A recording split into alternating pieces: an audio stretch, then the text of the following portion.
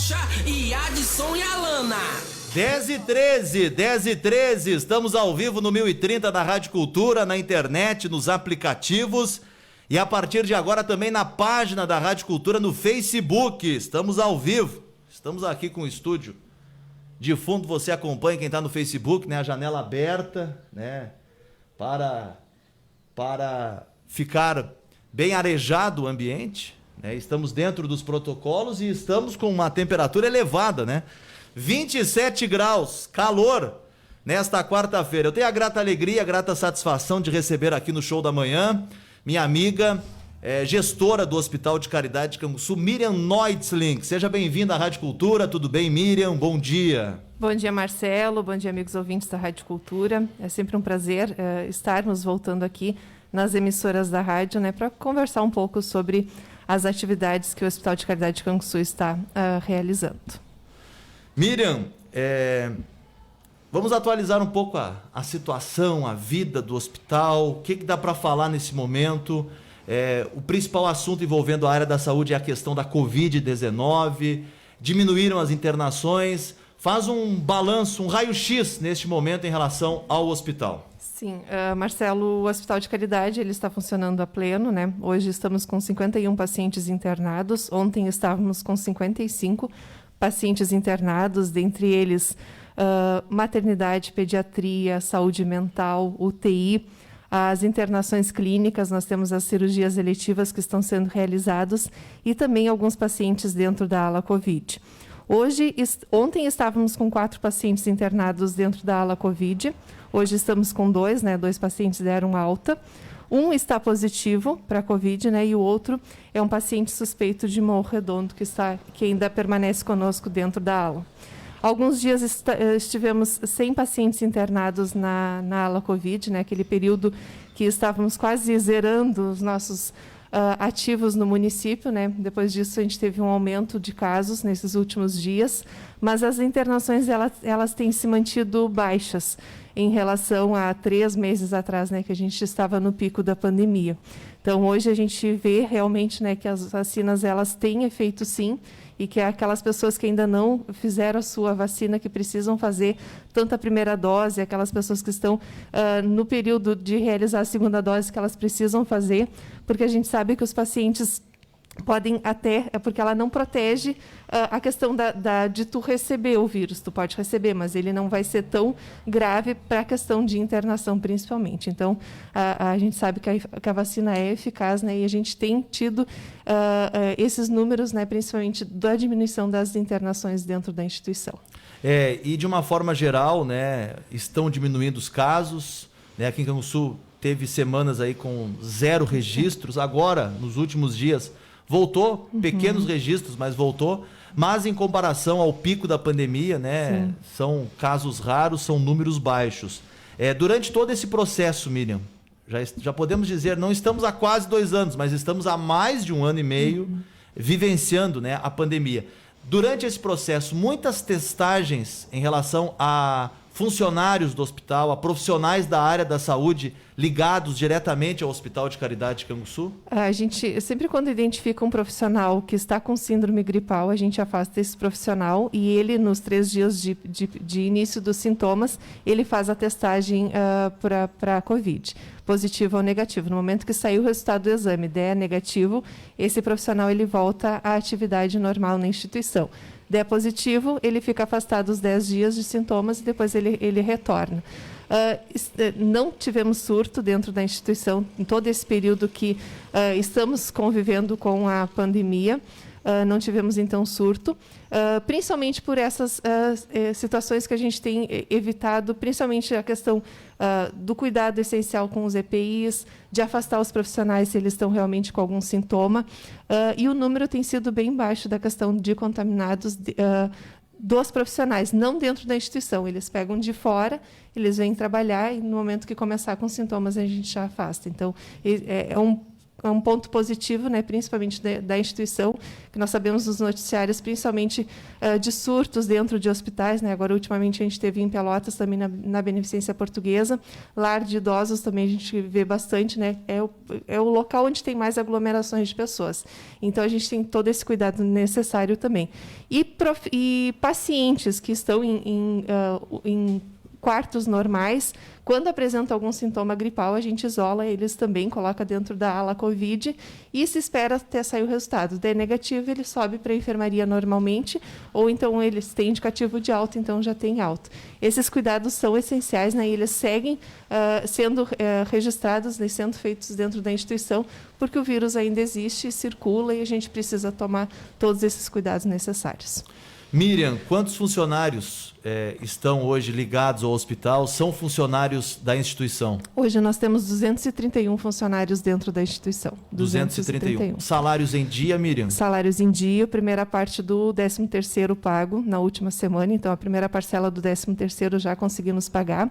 Estamos trabalhando para que a gente consiga pagar dentro do prazo a segunda parcela, que vence até 20 de dezembro, mas os salários estão em dia, a gente tem conseguido honrar as nossas contas, né, principalmente com auxílio da Prefeitura, da estadual e federal, e especialmente das emendas parlamentares, que sempre têm nos dado um auxílio, principalmente nessa época, que a gente percebeu principalmente a questão do aumento do valor dos medicamentos. Isso nos prejudicou um pouco a questão do fluxo financeiro da nossa instituição. Teve 2 meses que a gente extrapolou o nosso valor que a gente estava orçado durante o ano, né, que era em torno de R$150 mil. Teve 2 meses que a gente gastou em torno de R$450 mil em medicamentos que eram essenciais, que eram necessários, principalmente para o tratamento de pessoas com Covid. Então, nós precisamos fazer esses ajustes em outros locais, em outros setores, para que a gente pudesse honrar com as nossas dívidas, e hoje a gente está conseguindo manter em dia esses pagamentos. Algumas dívidas, né, a gente também tem parcelamento de algumas dívidas, também a gente está conseguindo pagar.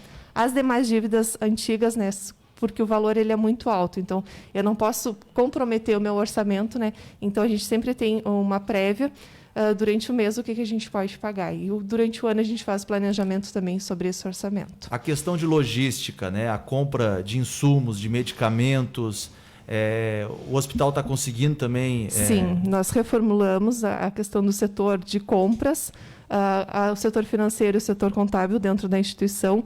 Hoje contamos com uma plataforma digital para conseguir comprar os medicamentos e materiais hospitalares. Antes nós tínhamos em torno de 8, 9 fornecedores que passavam os orçamentos para a gente. Hoje, com a plataforma digital, em torno de 50, 60 fornecedores, a gente consegue, então, os valores com eles, e com isso a gente consegue diminuir principalmente a questão do custo com os medicamentos, a gente consegue comprar com valores bem menores.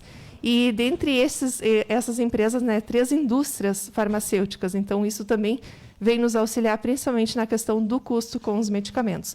Isso veio auxiliar principalmente para a gente organizar o nosso fluxo e conseguir comprar com economia todos os itens. A questão das cirurgias, né, cirurgias eletivas, como que está esta situação dentro da instituição, Miriam? Sim, nós retomamos as cirurgias eletivas, no mês passado nós retornamos. Está funcionando normalmente? Está funcionando normalmente, a gente conseguiu a lista de espera que nós tínhamos de pacientes que estavam aguardando, que já estavam com as cirurgias agendadas, que a gente teve que desmarcar por causa do aumento dos casos de Covid, que o Estado nos passou essa informação que a gente precisaria suspender. Nós suspendemos e agora nós retomamos. Então, praticamente está zerada a nossa lista de espera que nós tínhamos no hospital. A partir daí, nós conseguimos avançar e hoje estamos pegando, então, esses pacientes que estão já agendados pela Secretaria de Saúde. Todos eles passam pela secretaria, são avaliados pelo profissional, encaminha os exames pré-operatórios e o encaminhamento, e a gente libera as consultas pré-operatórias. Então, essas consultas elas são agendadas para o hospital, o paciente vai lá, faz uma avaliação com o médico e o médico verifica. Realmente é um caso para cirurgia, a gente já deixa a cirurgia agendada e... se há algum tratamento clínico que precisa fazer, ele vai fazer o tratamento primeiro, retorna, se melhorou, não tem necessidade da cirurgia. Então, até hoje, no mês de outubro, né, nós estamos com 21 cirurgias eletivas realizadas e 3 cirurgias de urgência. No mês de setembro, nós realizamos 17 cirurgias eletivas e de urgência 10. Então, a gente vem aumentando esse quantitativo. A nossa expectativa é cumprir o contrato que nós temos com o Estado das 30 cirurgias eletivas. Então, a meta é cumprir esse quantitativo. Então, até o final do mês ainda tem algumas cirurgias marcadas e esperamos que a gente consiga vencer ou chegar bem próximo dessas 30 cirurgias. Acontece, às vezes, do paciente não ir também na cirurgia marcada. A gente sempre orienta para que o paciente que não possa ir no dia que estiver marcada a cirurgia, que nos avise com antecedência, para que a gente consiga colocar outro paciente no lugar e consiga otimizar a questão do bloco cirúrgico também, para a questão da internação, da cirurgia e do pós-operatório também. A questão dos médicos ginecologistas da instituição, como que estão o trabalho, como que está a questão... agora, há um mês atrás, a vereadora Yasmin esteve aqui, tem um projeto dela, da questão dos cartazes, né? Não só no hospital, em todos os locais, até nos consultórios particulares, né, que um acompanhante pode acompanhar a mulher nessa consulta, que um acompanhante pode acompanhar a mulher no processo de parto, que é uma lei, né? Como é que está esse processo, esse funcionamento dentro do Hospital de Caridade? Marcelo, nós tínhamos, na função da pandemia, nós não estávamos liberando a questão do acompanhante, principalmente para a diminuição da circulação de pessoas dentro da instituição. Agora que diminuiu os casos, nós liberamos, nós estamos com cartaz dentro da maternidade afixado. Nós já tínhamos um cartaz antes da lei federal sobre essa questão. E agora a gente colocou ao lado, né, esse outro cartaz que a vereadora Yasmin reformulou e que nos mandou e a gente colocou. Então, hoje nós temos à disposição um acompanhante para gestante, tanto no pré-natal, tanto no parto cesáreo e também no pós-cirúrgico também, que ela vai até o quarto e fica se recuperando até da alta. Então, esse acompanhante a gente tem liberado. Com algumas orientações, né, a gente sempre, no momento que a paciente ela interna, nós temos algumas normas da instituição que a gente pede para que as pessoas cumpram, porque senão a gente não consegue o coletivo funcionar. E uma dessas normas, principalmente a questão da troca de acompanhante. A gestação, principalmente a questão do parto, geralmente 24 horas ou 36 horas, a gestante já é liberada. Então, a gente pede para que sempre seja um acompanhante somente, que interne com a gestante e que dê alta com a gestante. A questão de assistir ao parto. A gente está liberando, né, para o pai poder assistir ao parto, né? Geralmente ele não fica depois, né? Ou é a sogra, ou é a mãe que fica com a gestante, mas a gente tem liberado então o pai para poder acompanhar o parto, depois ele é liberado e aí sim permanece o acompanhante. Eles assinam um termo se comprometendo na questão da circulação dentro do hospital também, de permanecer somente no quarto, e tem algumas orientações necessárias que a gente consiga realmente efetivar o serviço dentro da instituição. Realização de exames. Todos eles estão sendo realizados, todos são autorizados via Secretaria de Saúde. Nós temos uma cota, tanto de exames de laboratório quanto de raio-x, e que são autorizados via Secretaria. Todas elas estão sendo realizadas. As fisioterapias nós estamos realizando também. A gente está provisório num outro espaço dentro da instituição, porque iremos realizar reforma na nossa fisioterapia, na nossa clínica de fisioterapia, organizando o espaço, né, e colocando alguns equipamentos a mais que são necessários também. Então, a gente está revitalizando a questão da nossa clínica de fisioterapia para dar maior atendimento e qualidade aos pacientes que têm necessidade desse acompanhamento.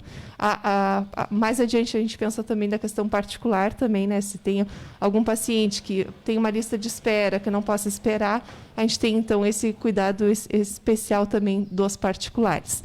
A questão das tomografias, elas estão sendo realizadas, né, na urgência e emergência dentro do pronto-socorro, quando o paciente chega e tem a necessidade de um acidente, uma fratura, alguma coisa grave, nós autorizamos.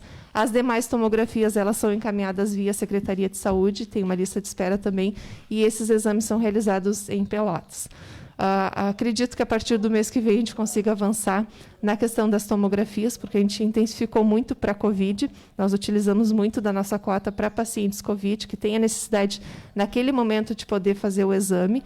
E a partir, talvez, do mês que vem, a gente já consiga aumentar um pouco mais a nossa cota e liberar para a Secretaria de Saúde para poder fazer dentro do nosso hospital. Como está a situação das internações, Miriam, nesse momento? Todas elas estão sendo realizadas. A nossa porta de entrada é via pronto-socorro. Então, o paciente que tem a necessidade de internação, mesmo vindo de consultório particular ou tendo a necessidade de um indicativo de internação, ele entra via pronto-socorro, é avaliado pelo médico que está atendendo naquele momento. Nós acionamos o médico internista, se é internação SUS, né, para ele poder fazer a avaliação e internar esse paciente. Quando é particular ou convênios, que nós temos esse convênio, principalmente com o IP e o Unimed, são os dois maiores que nós temos no município, nós temos uma recepção especial para poder fazer essas internações.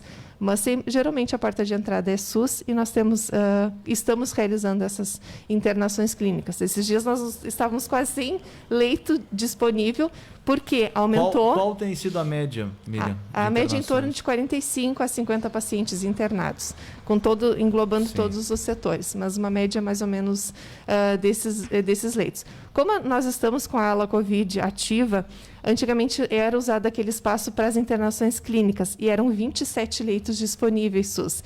Então, esses 27 leitos a gente teve que reorganizar em outros setores para poder fazer internação. Então, agora, diminuindo os casos, nós reorganizamos a nossa ala COVID, ela não vai ser extinta, mas nós reduzimos o espaço. Então, a gente tem ainda os leitos disponíveis, a equipe toda ela qualificada, capacitada, atendendo a população, e a parte anterior ela seguirá para internações clínicas que nós tivermos necessidade.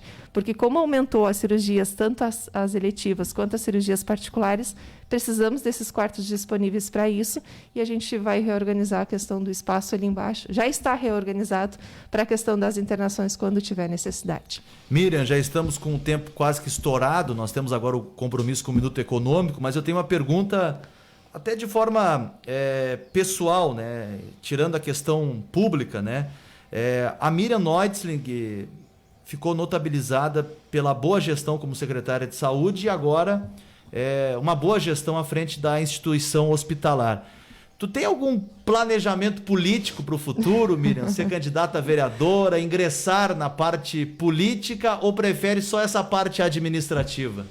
Olha, Marcelo, já me perguntaram muitas vezes, principalmente se eu ia concorrer a vereadora, já me citaram até como ser vice-prefeita, mas nunca tive o intuito da questão política. Eu gosto da política, não gosto da politicagem, mas gosto da política em si, mas não tenho esse pensamento, principalmente da questão política. Eu gosto muito da parte administrativa, tanto é que tive que me especializar, fiz a faculdade de administração, estou terminando agora a faculdade de gestão hospitalar. Então, a gente precisa qualificar principalmente o atendimento que a gente tem prestado à população. Hoje, eu digo que eu ainda estou administrativamente atendendo a população e o hospital em geral. Não tenho indicativos para a questão política. Não sei, eu digo, o mundo a Deus pertence, né? Então a gente não sabe o dia de amanhã.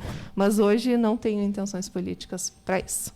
Miriam Neuzling, gestora do Hospital de Caridade de Canguçu, muito obrigado pelo bate-papo, pelos esclarecimentos, por atualizar a nossa comunidade. É sempre muito importante estar atualizando a nossa comunidade, como é que está a situação do Hospital de Caridade de Canguçu. O microfone da Rádio Cultura fica sempre à inteira disposição.